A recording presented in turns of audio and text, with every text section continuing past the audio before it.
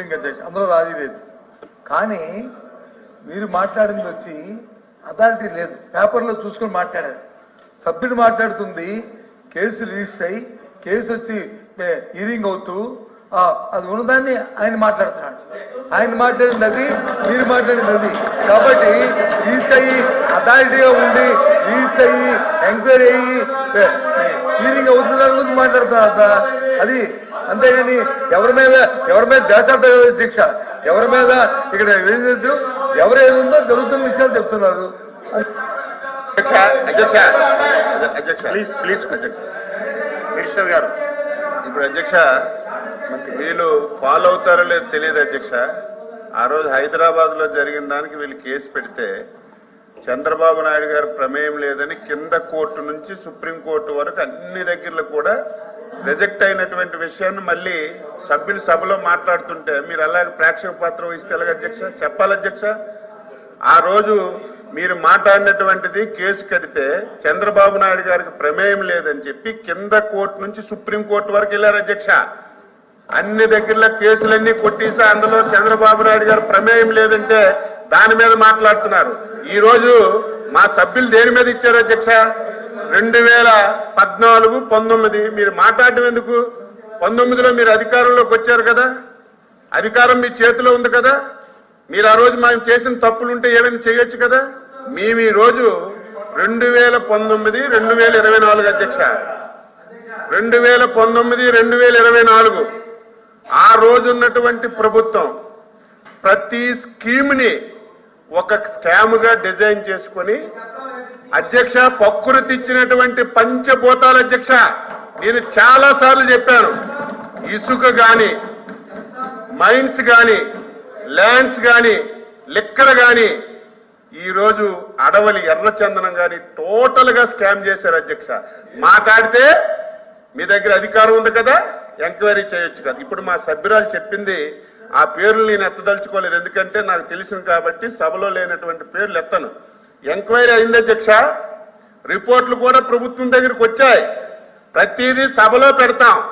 ఎవరు తప్పు చేసిన కక్ష సాధింపు అనేది మా దగ్గర ఉండదు. లేని వాళ్ళ మీద కేసులు పెట్టే ఆలోచన ప్రభుత్వానికి లేదు. మీలాగా అధ్యక్ష నిన్న గందరగోళం చేశారు అధ్యక్ష పెద్దలు బొత్స సత్యబాబు గారు. ఆయన కూడా 5 సంవత్సరాలు ప్రభుత్వంలో ఉన్నారు అధ్యక్ష. ప్రజాస్వామ్యం అధ్యక్ష, ప్రజాస్వామ్యం అధ్యక్ష.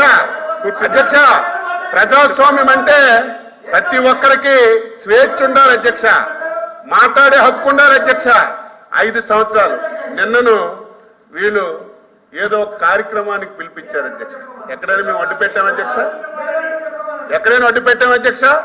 5 సంవత్సరాల్లో ఆ రోజు ప్రతిపక్ష పార్టీగా, ఆ రోజు శాసనసభ్యుడిగా ఒక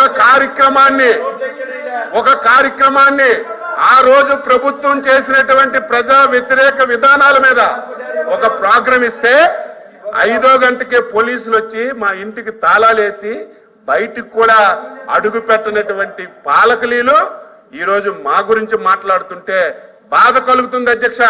మీరు చెప్పేటట్టుగా మేము వేగ్గా ఏది మాట్లాడడం లేదు. ప్రతి ఇష్యూ మీద ఎంక్వైరీ జరుగుతుంది. ఒకరోజు ఆలస్యమైన తప్పనిసరిగా మేము పద్ధతి మీద వెళ్తాం, తప్పు చేసిన వాళ్ళకి విడిచిపెట్టం. నేను ఎందుకు ఇంటర్ఫీర్ అయ్యానంటే హైదరాబాద్ నుంచి పారిపోయి వచ్చామని, ఆ రోజు ఏదో ఎమ్మెల్యేల గురించి అవినీతి చేశామని ఇలాంటి సౌకుబారు మాటలు మాట్లాడితే మాత్రం ఊరుకునే ప్రశ్నే లేదు. ఆ కేసు కొట్టేశారు. ఆ రోజు రాష్ట్రం విడిపోయింది. హైదరాబాద్ లో ఉండి మనం పరిపాలన చేస్తే మన రాష్ట్రం అభివృద్ధి జరగదు.